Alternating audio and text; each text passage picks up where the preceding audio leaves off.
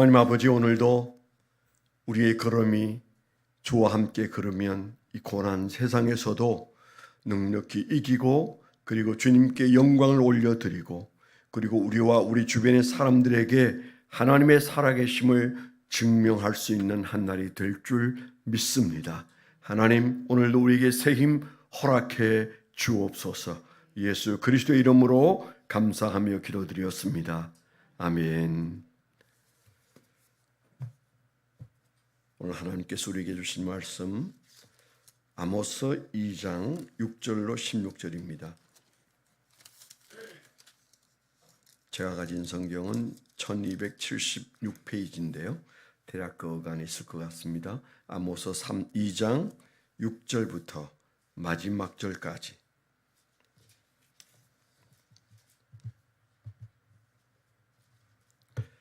(1276페이지) 아모스 2장 6절부터 마지막 절까지 합독합니다. 시작. 여호와께서 이와 같이 말씀하시되 이스라엘의 서너 가지 죄로 말미암아 내가 그 벌을 돌이키지 아니하리니 이는 그들이 은을 받고 의인을 팔며 신 한 클레를 받고 가난한 자를 팔며 힘없는 자의 머리를 티끌먼지 속에 발로 밟고 연약한 자의 길을 굽게 하며 아버지와 아들이 한 젊은 여인에게 다녀서 내 거룩한 이름을 더럽히며 모든 제단 옆에서 전당 잡은 옷 위에 누우며 그들의 신전에서 벌금으로 얻은 포도주를 마심이니라. 내가 아모리 사람을 그들 앞에서 멸하였나니 그 키는 백항목 높이와 같고 강하기는 상수리 나무 같으나 내가 그 위의 열매와 그 아래의 뿌리를 진멸하였느니라. 내가 너희를 애굽 땅에서 이끌어내어 40년 동안 광야에서 인도하고 아모리 사람의 땅을 너희가 차지하게 하였고 또 너희 아들 중에서 선지자를 너희 청년 중에서 나슬린을 일으켰나니 이스라엘 자손들아 과연 그렇지 아니하냐. 이는 여호와의 말씀이니라. 그러나 너희가 나실 사람으로 포도주를 마시게 하며 또 선지자에게 명령하여 예언하지 말라 하였느니라. 보라, 곡식단을 가득히 실은 수레가 흙을 누름같이 내가 너희를 누르리니 빨리 다름질하는 자도 도망할 수 없으며 강한 자도 자기 힘을 낼 수 없으며 용사도 자기 목숨을 구할 수 없으며 활을 가진 자도 설 수 없으며 발이 빠른 자도 피할 수 없으며 말 타는 자도 자기 목숨을 구할 수 없고 용사 가운데 그 마음이 굳센 자도 그날에는 벌거벗고 도망하리라. 여호와의 말씀이니라. 아멘. 네, 오늘 적용 제목을 적어봤습니다. 하나님의 은혜와 진노를 잊고 살면 범죄의 늪에 빠진다. 그렇게 적어봤습니다. 하나님의 은혜와 진노를 잊고 살면 범죄의 늪에 빠진다. 이 아모스라는 선지자는 드고아에 그냥 농사짓는 그 누에를 치고 사는 농사꾼이었죠. 하나님께서 그를 불러서 선지자로 세우셔서 너의 그 맑은 눈으로 세상을 보고 너의 그 무딘 입술로 내 마음을 좀 예루살렘에 있는 자들과 그리고 내노라 하는 인간들에게 내 선포를 네가 좀 해라. 그래서 그가 저는 시골 농부고 그리고 말도 시원찮은데 내가 어떻게 나아가서 도해지 사람들에게 그것도 고관들에게 말씀을 전할 수 있겠습니까? 그 굉장히 당황하고 걱정했지만 하나님께서는 그 시골 농부를 들어서 선지자로 쓰신 그런 말씀이죠. 우리가 읽은 2장 6절부터는 북왕국 이스라엘을 향해서 예언하는 말씀입니다. 그 앞에 4절, 5절은 남왕국 유다에게 내리신 벌이 나오고 6절부터는 북왕국 이스라엘에게 하신 말씀이죠. 요지는 그런 것 같습니다. 우리가 세 가지로 좀 나누어 볼 수 있는데, 그 북왕국을 향하여 하나님께서 이 드고아의 아모스를 통해서 선포하신 말씀은 6절 이하의 16절까지는 세 가지다. 첫째는 너희의 죄가 서너 가지다. 이제 그 말씀을 먼저 하시고, 그들의 죄를 하나님께서 마치 아주 정밀하게 스캔을 한 것처럼 그들의 죄의 행위들에 대해서 일일이 말씀하시죠. 인신매매가 너희 안에서 일어나고 있지 않느냐. 가난하고 힘없는 사람들을 그저 헌신짝처럼 너희가 팔아먹고 그렇게 살지 않느냐. 쉽게 말하면 이제 그런 말씀을 하고 있습니다. 그래서 신 한 켤레를 받고 가난한 자를 팔지 않느냐. 그들의 그 삶이 그들의 권력과 또 그들의 재력으로 마음껏 하나님 노릇을 하는 그 죄를 일컫고 있습니다. 그리고 그들은 힘없는 사람을 짓밟을 뿐만 아니고 그들은 음란해서 창기의 집을, 같은 여자의 집을 아버지와 아들이 들락거리는 너희의 그 음행을 내가 보면서 내가 나의 거룩함을 너희가 짓밟고 있다, 그렇게 말씀하셨어요. 우리가 하나님과 상관없을 때는 그냥 죄지만 하나님의 자녀된 우리가 짓는 죄는 하나님의 거룩을 더럽히는 거죠. 이게 깊이 연관되어 있다는 사실을 기억해야 됩니다. 하나님이 자녀 삼으셨기 때문에 우리가 막 살면 하나님이 스스로 더럽혀진 느낌, 내 자식의 죄악된 모습은 나를 부끄럽게 하고 나를 창피하게 하고 나를 모욕하는 것이다. 그래서 뭐라고 그랬어요? 내 거룩한 이름을 너희가 더럽히고 있다. 관계가 없으면 차라리 저 아모리족이나 뭐 저 에돔족이나 그들은 죄 지은 만큼 벌 주면 돼요. 그런데 하나님과 맺어진 언약의 관계 속에 있는 자의 범죄는 그들의 죄를 벌 줄 수 있는 것으로 끝나지 않습니다. 하나님도 아프고 그들도 아픈 그런 문제 안으로 그들이 함께 들어가는 거죠. 하나님의 거룩도 우리가 해친다. 그래서 내 죄가 아이고 하나님 죄송합니다. 저 한번 용서해 주세요. 그래서 끝나는 게 아니고 너가 못된 짓을 하니까 내가 더럽혀진 마음이 든다. 내 거룩을 너희가 더럽게 했다. 이제 그렇게 하시는 말씀이 첫째고요. 두 번째 하신 말씀이 9절부터 나오는 말씀인데 너희가 내 은혜를 잊어서 그렇게 죄에 빠져 있다. 그런 말씀을 하시는 거죠. 우리가 늘 겪는 거죠. 제가 늘 하는 얘기고 제 스스로도 돌이켜 늘 하는 말입니다. 은혜를 잊으면 짐승이 된다. 우리가 하나님의 은혜로 이렇게 구원받은 자로 살면서 그 은혜를 잊어버리면 그건 짐승보다 못한 거지요. 짐승은 하나님이 프로그램 해놓은 대로 살다가 죽습니다. 거기에서 한치도 벗어나지 않습니다. 그런데 우리에게 주신 그 자녀된 자유의지를 가지고 우리는 얼마나 엉망진창으로 삽니까? 그런데 하나님께서 속상해 하시는 것은 내가 너에게 은혜를 주지 않았느냐? 너희가 내게 받은 그 은혜를 어떻게 잊을 수 있단 말이냐? 이제 그 말씀을 하는 거죠.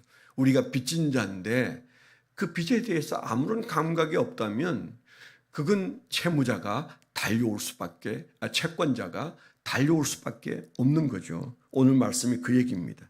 내가 너희들 앞에서 아모리 족속이 얼마나 대단했는데 그들을 내가 대단했음에도 불구하고 뿌리까지 내가 진멸해 주지 않았느냐.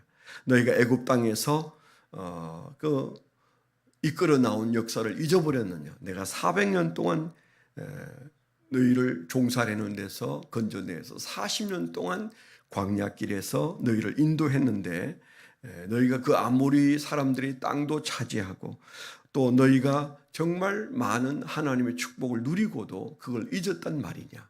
이제 그렇게 말씀하시면서 그래서 너희 자녀들에게서 선지자도 나오고 그리고 청년 중에서 나신인도 나왔었는데 너희가 그들을 어떻게 했느냐. 그들을 하나님의 뜻대로 살지 못하게 만들지 않았느냐. 이제 그런 말씀을 하시는 것이죠. 그 다음에 이제 세 번째가 그런 너희들을 내가 가만 볼 수 있겠느냐. 은혜를 잊은 자들에게 그 다음 다가오는 하나님의 재앙을 말하는데 그게 뭐예요? 진노예요. 진노. 하나님의 징계죠. 그래서 그들이 범죄 그리고 그들이 그렇게 사는 이유가 사실은 은혜를 이전 때문이고 또 진노도 이전 때문이다. 그렇게 보이는 거죠. 우리가 이 세상을 사는 동안 죄악된 세상에서 살 수 있지만은 그러나 정말 우리 자신을 마치 연탄광에서도 몸이 더럽혀지지 않기 위해서 우리가 조심해야 하는 것처럼 우리가 그렇게 살아야 되는 이유가 두 가지 있는데 하나는 받은 은혜로 사는 자다. 이 사실과 또 다른 하나는 우리가 하나님의 진노 앞에 있다. 우리가 은혜를 잊으면 하나님의 진노는 불가피하다. 우리가 이 사실을 항상 염두에 두어야 합니다. 그것은 구약시대의 그들이나 지금 우리나 하나도 다르지 않았어요. 하나님은 움직이는 회전하는 그림자도 없다고 그러셨어요. 그 하나님이 우리 앞에 두고 있는 하나님의 그 뭐랄까요? 행동 지침이라고 그럴까요? 하나님의 루틴이라고 그럴까요? 하나님께서 우리의 죄를 보고 계신다. 참지만은 하나님께서 참는 데는 항상 그 부모가 자식을 참는데 한계가 있듯이 한계가 있는 거죠. 근데 그 하나님의 그 한계가 뭐냐? 죄의 질도 중요하지만은 죄를 짓는 우리의 속성이 어떻게 움직이느냐가 중요해요. 하나는 은혜를 잊었는가?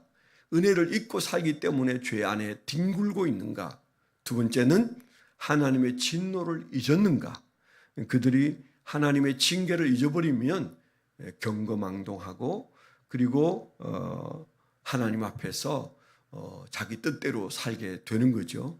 그럴 때 하나님은 진노할 수밖에 없습니다. 제가 늘 하는 얘기지만 저주는 천천히 와서 정확하게 죄 지은 만큼 벌이 주어지는데 이걸 우리가 그 하나님의 심판이다, 저주다 그렇게 말하죠. 우리가 볼 때는 더디 오는 것 같지만은 가장 정확한 때에 가장 정확한 무게로 하나님께서 심판하시는 것이 저주입니다. 그런데 그 자녀된 자에게 임하는 진노는 우리가 그렇게 뭐 저 세상 사람들도 잘 먹고 잘 사는데 저 사람들도 내보다 10배나 많은 죄를 짓는데 뭐 내가 어떠랴 큰 코 다치는 거죠. 우리는 저주는 받지 않지만 하나님의 진노 앞에 있습니다. 하나님의 징계 앞에 있습니다.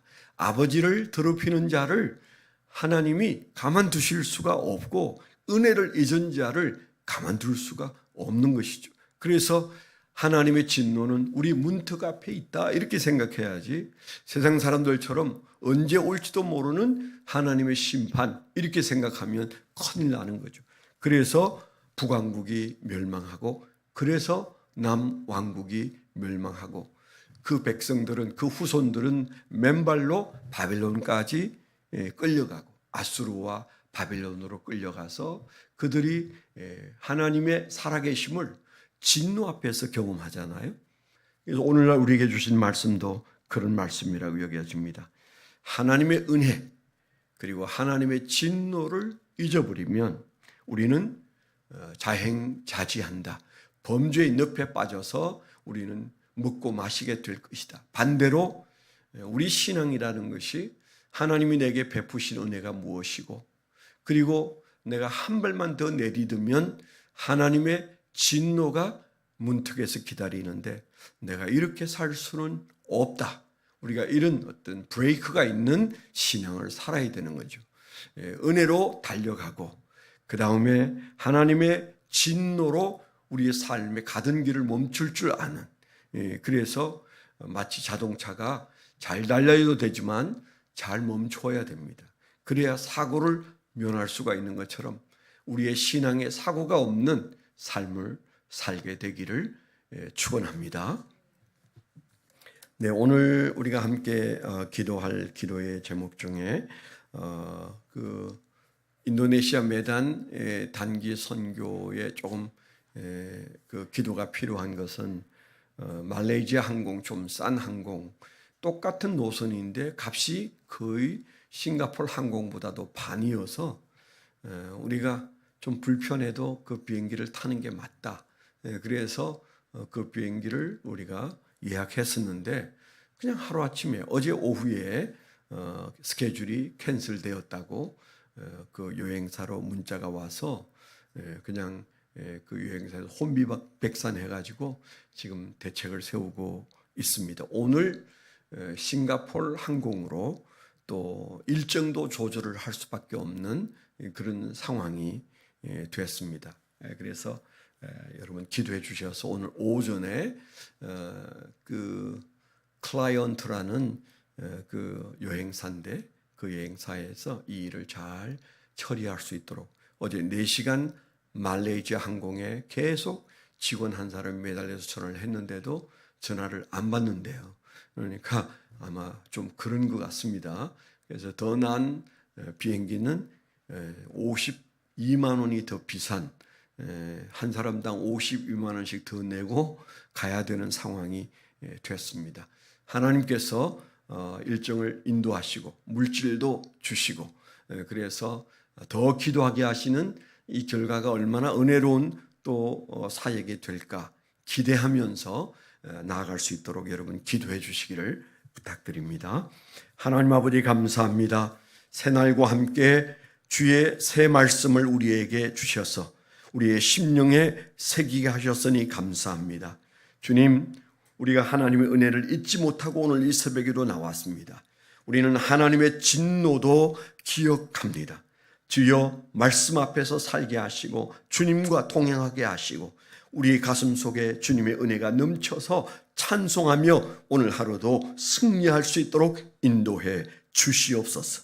이제는 우리 주 예수 그리스도의 은혜와 아버지 하나님의 극진하신 사랑과 성령님의 내주 동행하시며 감화감동하심이 하나님을 사랑하는 거룩한 백성들의 생애 위에 지금부터 영원토록 함께하여 주시옵기만을 간절히 축원하옵나이다. 아멘.